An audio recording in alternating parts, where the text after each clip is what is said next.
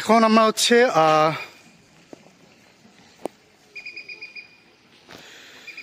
এই যে পাশে আমার বাইকটাকে রেখে এখন আমরা হচ্ছে বাঘের ঘরের ছাদের উপর উঠিয়ে ভিডিও করলাম। এখন আমরা হচ্ছে সিংহের আস্তানার দিকে যাব।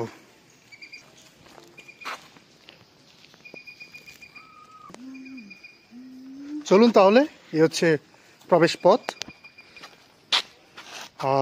ওই যে আপনারা দেখতে পাচ্ছেন, ওই যে বাঘ দুটো ঘুমিয়ে আছে, আর আমরা সিংহের পাশে যাচ্ছি। চলুন, এই তো the lion, the African lion.